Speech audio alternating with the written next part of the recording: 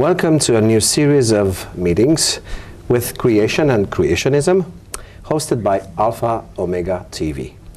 Our guest today is John Mackay, geologist, International Director of Creation Research Australia. Welcome today, Mr. Mackay. As we say in Australia, g'day Romulus. Good to be here. Thank you very much, sir. What are we going to discuss today? Maybe shall we approach the evidence for creation subject? Well, you've already said I'm a geologist, and I do get asked to do a lot of debates against professors, and the majority of them would have this idea in their head that molecules that you can't see over millions of years turned into good-looking producers like yourself. It's called evolution. In between, you were a fish, a hairy ape-like creature, and now you've got bigger brains and less hair, and that's what's in their head. And one of the things I found very useful to do with them is, instead of saying, well, look, all the evidence shows creation, because they don't even know what the evidence is, basically. It's easy to prove with just a couple of questions, which I'm sure the listeners might find it handy to remember. And here's the first one. If creation was true, what would the evidence be? And most of them will get in a tiff and say, but look, all the biology books, all the courses, all the geology shows evolution is true. To which I reply, I didn't ask you that, sir. I want to know if creation is true, what would the evidence be? And after about 5 minutes of really hammering that question till it sinks into their brain, they discover one thing. They've never asked that question in their life, which means they really don't know what the evidence means at all. They've just assumed. They've worn a set of glasses and they've seen the world through those evolutionary glasses. So my first job is to take those glasses off them and force them to answer that question. So I brought along something which I think you'll find interesting. Do you mind if I get it out? No, but just what it is. Well, it's not my pet snake today. It's one of these. You know what that is? A boomerang, I guess. Very good. You see, Australian is the world's international language. Everybody knows a boomerang. And what's it famous for, Romulus? I guess it turns back. Okay, you throw it. Yes. I won't do it in the studio, of course, because I break a few cameras. But you throw it and it circles round, and it goes once round behind your head, and when you get good at it, it lands in your hand. Takes a little practice. The first time you do it, of course, you throw it, and your father has to pay for the next door neighbour's window. But you finally get good enough at it, and the interesting thing is, this is a remarkable object lesson on that question I gave the professor. You see, I found it very useful in my debates just to leave one of these sitting on the podium. And of course, everybody, well, they're listening to me, but they're wondering why on earth is the boomerang there? And of course, we finally get round to pinning the professor to the wall, and in the meantime, his mind has automatically done the following about the boomerang. You see, his theory says the black people in Australia who use these boomerangs, who throw them, they go all the way around and they come back, those black people evolved from ape-like creatures in Africa over 3 million years ago. And yet, nobody on this planet believes boomerangs happen by themselves. So basically, I challenge them and say, how do you know that? Because it really is, as I said, a great object lesson. And here's what's gone through their head, usually unconsciously. Somebody who they didn't see, somebody who they've never met, somebody who is not a part of this boomerang, somebody who exists separately from the boomerang, somebody who existed before the boomerang, and somebody who is smarter than this boomerang could ever hope to be, actually sat down and made it. Now, there you go. You better hold that and tell me how you'd know that that didn't happen by itself. You got any thoughts? Well, I mean, just look at the artwork for a start. Yeah, this is what I wanted to say. I guess there's no painting to happen by itself. So. How do you know that? I mean, you're middle-aged. How do you know that paintings don't happen by themselves? Well, I've seen paintings. They're usually signed, so someone did them, and I've seen paint. Now, you almost sound embarrassed to say something that's so simple and so obvious, but you see, everybody knows that paint doesn't do paintings by itself. And so there's one evidence that somebody who's not part of the paint, who existed before the paint, put this together. And your experience with that, even though you've got no experience with boomerangs, Would you like to suggest what this might be used for? Apart from playing with that. Yeah, okay, as much as I know about it's for hunting. For hunting. For hunting. Okay, now our viewers can keep that in mind, because here's the problem they need to think about. You see, it's famous for throwing. It goes all the way around and it comes back, but if it hits anything, like the next door neighbour's windows or the farmer's dog, it won't come back at all. I never thought about it. So therefore you have to use your brains to figure out what could you throw it at that you didn't hit but you caught. Now there's a good creative scientific question. And while they're pondering that, we'll get back to this. You see, a boomerang is made of wood, and the reason you conclude that this object was made, let's use another word for made, create. Oh, now the professor is getting embarrassed, because you see, made and create are the same word. Designed is another word for the same thing.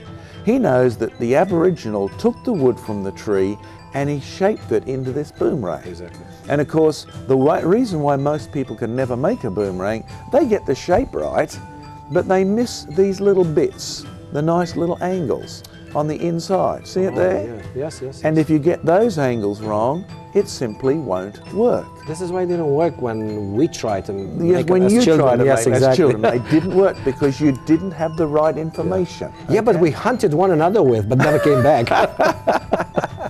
So therefore you've got a boomerang, you've got the Aboriginal's brain, you've got a piece of wood. And here's another way in which the professor knows, even though he's never admitted to thinking about creation in his life.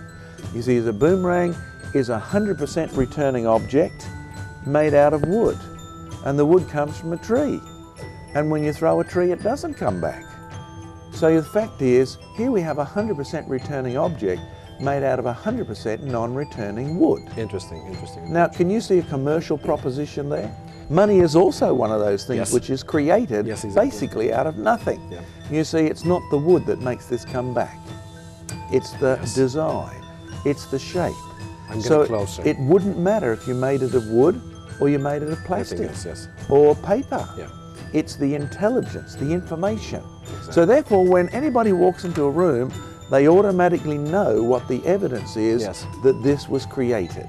Now I see you've got a Bible there. In order to put this into context, would you please read us Genesis chapter 1 verse 1. Genesis chapter 1 verse 1. In the beginning God created the heaven and the earth. Now I know you've had a bit of a science background, and you've also had quite a lengthy theological background. Yes. So therefore, since you also speak Romanian, and Romanian and Latin are related languages, what's the old two words that the theologians invented to describe the sort of creation in Genesis chapter 1 verse 1? Yeah, creation ex nihilo. Out of nothing. Okay, so therefore, we're not very good at that sort of creating. Not exactly. Not exactly. Okay, but if you read Genesis 1 verse 26, you discover that there's a second sort of creating in the Bible. And we're not too bad at this one. Shall we read? Yes, read please, verse 26. Okay. And God said, let us make man in our image, after our likeness, and let them have dominion over the fish of the sea, and over the fowl of the air, over the cattle, and over all the earth, and over every creeping thing that creepeth upon the earth. Okay, now I know you know your Bible too, because we've talked before this program. Can you tell me what God did to make man? He just didn't speak like he did when he said, let there be light. So therefore there's that sort of creation which is back in the beginning, but what did he do to make man? Well, according to the scripture, he took dirt, and formed it into a man, and breathed into him the breath of life, and this is how... So God took something that already existed and he made it into something else. Aha, that's what we did. You see, we took something that already existed and we turned it into something else.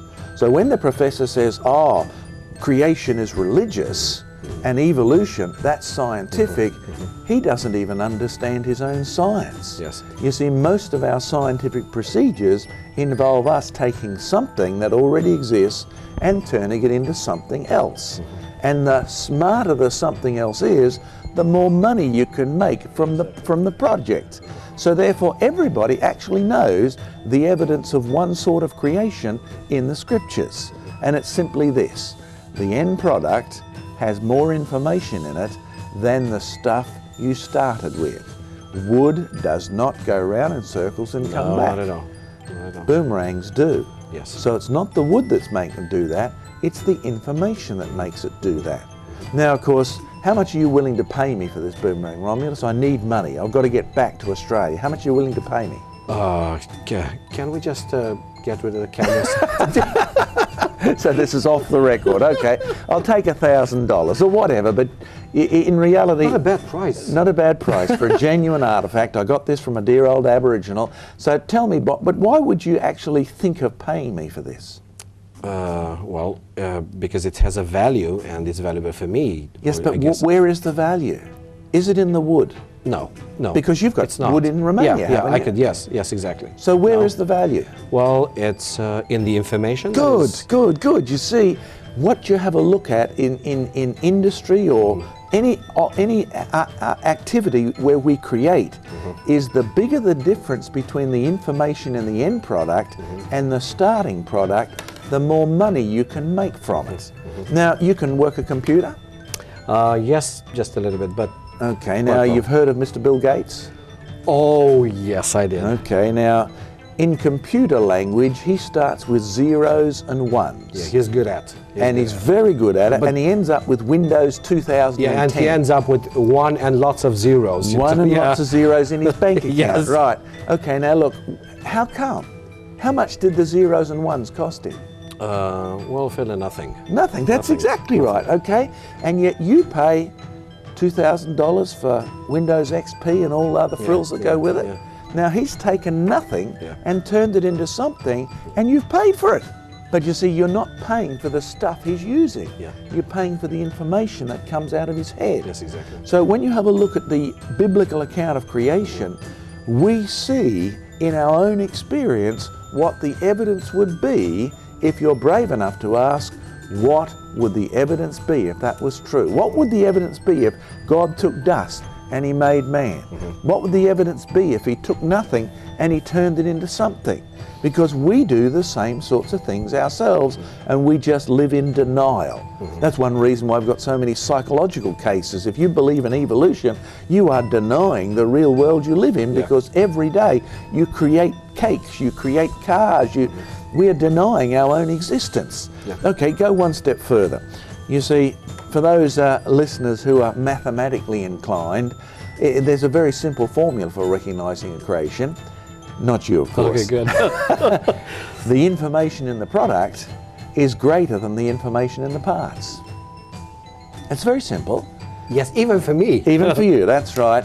But the bigger the difference, the more information has come from the Creator. Exactly. So if you start with nothing and you end with something, that being is very smart indeed. Oh, yes. Ah, now you know why Bill Gates is rich and you're not.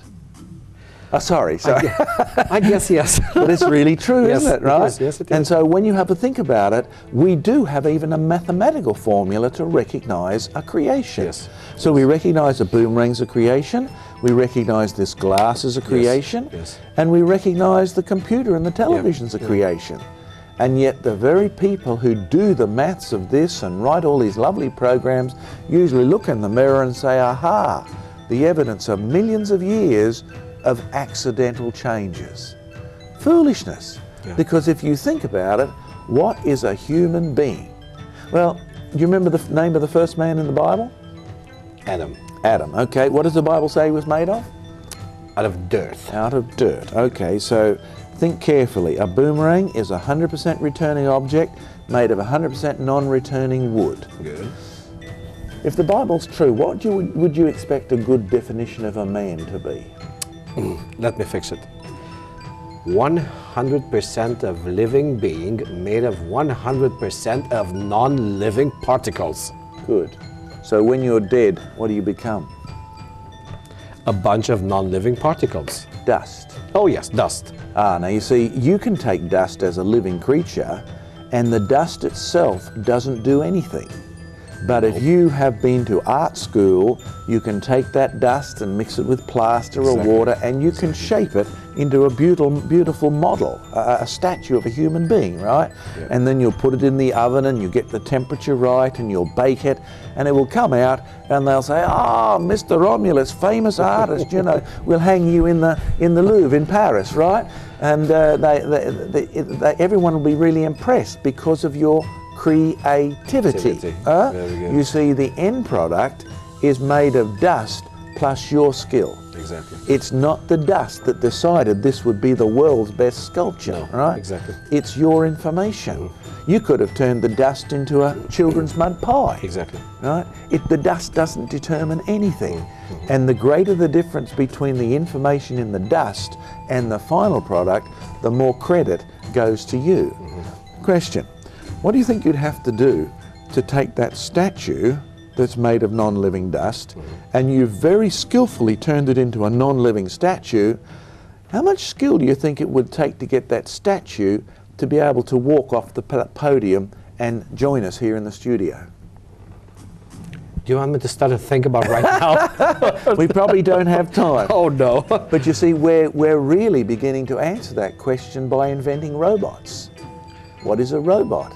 It's a 100% acting machine. Yes. Made out of 100% non-acting parts. Exactly. Right? Now we can take dust and make people. Oh no, we can only make them when they're dead, can't we? We can only make statues. Yeah. We can take living people and turn them into dust. That's easy, yes, isn't it? Right? We're good at But it, unfortunately. we can't do it the other way around. we can't. We're getting close, and the closer we get, the more we are learning about, well, man is a 100% living object made out of actually 100% non-living parts. But of course, that's a little bit cheating for those who might be confused, because you inherited your life from mum and dad, and they got it from their mum and dad. But you see, all we've done is just shift the question back to the first man, Adam, and the answer is he was made of dust, and God breathed into him. Yes. And God made him a living being. Okay, he made, in fact, would you read that verse 26 again, please, so we can make an extra special point? Okay. It says, "And God said, let us make man in our image, after our own likeness, and let them have dominion over the fish of the sea, and over the fowl of the air, and over the cattle, and over all the earth, and over every creeping thing that creepeth upon the earth." Now, did you look in the mirror this morning before you came to the studio? Well, it was hard, but I did. And you said, "Oh, I must improve my looks before I come to the studio." Yes, and I've been working quite a while for it. Now, did you notice something? What you saw in the mirror was your reflection, Exactly. your image. Yes. And did you notice when you picked up the comb, it picked up a comb? Yes, it did. It did. And when you brushed your teeth, He did it too. he did it too. That's Exactly. right. In other words, your image could do what you did, Exactly. but it couldn't do it as well. You see, you stood in front of the mirror when you'd finished and you said, "Oh, you handsome Hulk." And your image went. You could speak and make sounds, but if you wanted to understand your image, you had to be able to lip read. Never thought of that. It could do what you did, Yeah. but only to a much lesser degree. Very interesting. So God took dust and made a living being, and you can take dust and make robots. That's the closest you can get. But the reason you can do that and the monkey can't is that it's one of the best evidences that man alone was made in the image as the reflection of the Creator God.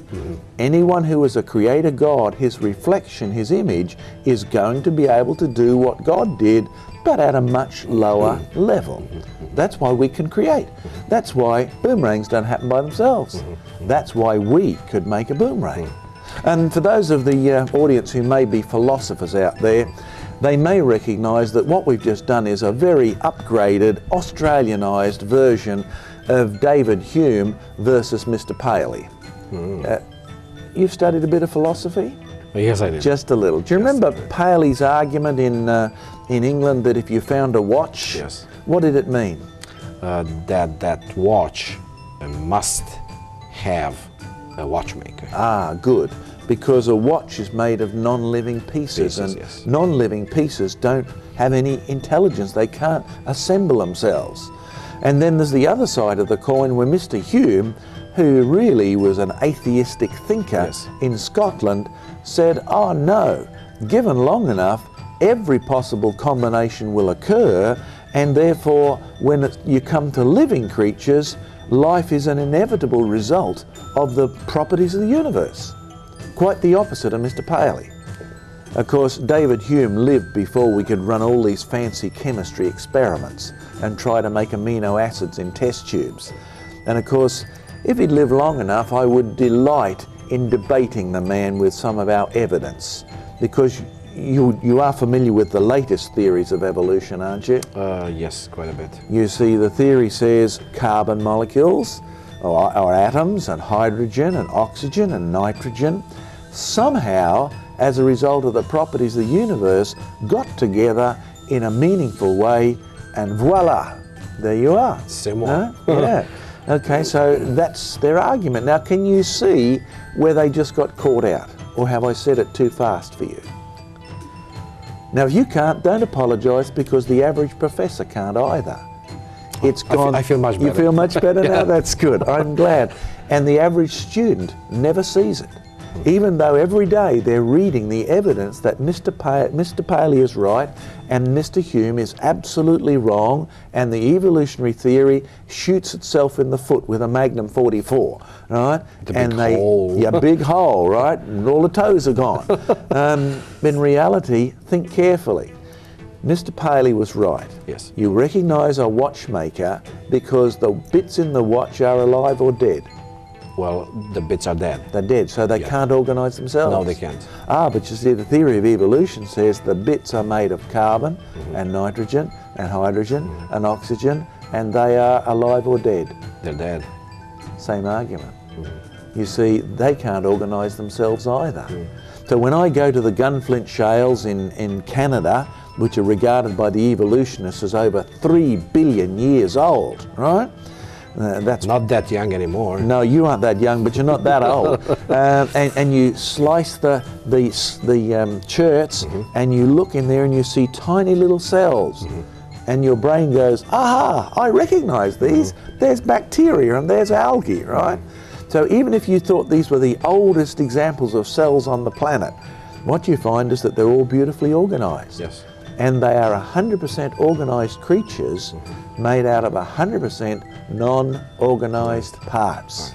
That's why when you succeed in making life in a test tube, guess what award you're going to get? What would I Free trip to Australia? Mercedes-Benz? half a dozen chickens? Can I have all three? Well, there is one outstanding award which you would be given by a Nobel committee. The Nobel Prize. The Nobel Prize, right. Not just the honour, lots of cash too. And in fact, if you did make life in a test tube, why do you think they would award it to you? Because I guess I would be the creator or creator. Good. You see, they're really recognising your ability to take non-living matter and organise it in a way that it cannot organise itself, right? So that you provided the information, and that's what the Nobel Prize would recognise, your creative intelligence. And so again, I want to get back to the very thing we started with. When people say, oh, look, all the evidence proves evolution, don't go on the defensive. Stand up and say, look, stop. Have you ever thought of this question? What would the evidence be that would prove creation? Because they won't have. And in fact, here's a corollary.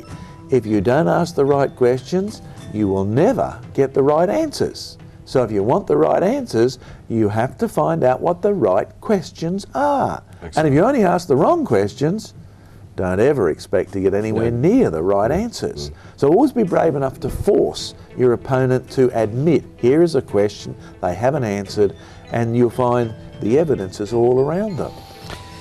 Well, Mr. Mackay, let me ask you, as a wrap-up of everything you said today. So many times we need to make choices. Yes. And sometimes we have just one bit of something to either choose for ourselves or let it to someone else. If this bit of something right in the middle is called evidence, this evidence would point either towards creation, or towards evolution. Now, are the evidences pointing onto what? Well, you find all the evidence in this room. Anybody who walks in knows immediately everything in this room didn't happen by itself. The evidence here points to creation, but more than that, to the fact that there was a creator or creators of this room. And the whole universe shows exactly the same evidence on a huge scale, which just doesn't point to creation, because the ultimate choice is not creation or evolution. The ultimate choice is a creator or chance. Excellent. That's the ultimate choice. Excellent. And of course this brings it down to the crunch point. I mean, think of Mr. Bill Gates creating all his millions of dollars. What right has he got to put such a strong copyright on his product so that you can't even get your second computer to talk to the first one? The answer is, he is the creator of the object. He has that inherent right to make the rules. So when we live on the planet which was designed by the Creator, despite the fact that we've messed it up, the Bible says we've sinned, it is His, and we will be held accountable to Him, and He does have the right to make the rules, and we have no right to break them. This would lead me to our tiny core, just to give our listeners and our viewers something to leave with. Do we have touchable, in our hand, evidence that we could handle over or take away from someone and say, well, this is our evidence that we can carry in our little hearts, the pockets of our little hearts, just for the little man, little lady, little Tommy at the school, little Jeanette at the kindergarten. Oh, this is what God gave me to show you, and this is evidence. But is there any such a thing you would give to our viewers, Mr. Mackay? Well, if we're talking about the little children in school, I'll give you an illustration that might be very helpful for them. You have girls in this country? Well, we do. We have girls in Australia too, and I've noticed they're a little different from boys. You see, they're a little bit less environmentally friendly. They go to school and they'll pick a flower, and they take the petals and they go, he loves me, he loves me not. Do they do that here? Oh, I never did that. Yes, we did it. Now, have you ever seen any little girl walking along and picking up the petals and putting the flower back together again? I wish I could, but I never did. Because you see, in that flower is the evidence that the person who's pulling it apart is not as smart as the God who put it together in the first place. Yes, exactly. And any time you try and copy anything in nature, whether you're a toddler or a genius at the university, you will get to the point of having to acknowledge that the God who created in the first place is a much greater and much more superior being than you, and you owe Him all that He is worth for His creation. Of course, the modern word for that in English is worship. Can we say that the verdict of science is creation? The verdict of the creation is creation, and the verdict of scientists should be creation. And in fact, as the Apostle Paul says, the evidence is so clear, they have no excuse. Dear listeners, viewers, you're welcome to join us in the new program. Until that, have a very blessed day, have a very blessed time, and please join with us again to hear and to see the evidence of this magnificent, beautiful creation and its amazing Creator. Thank you. May God bless you.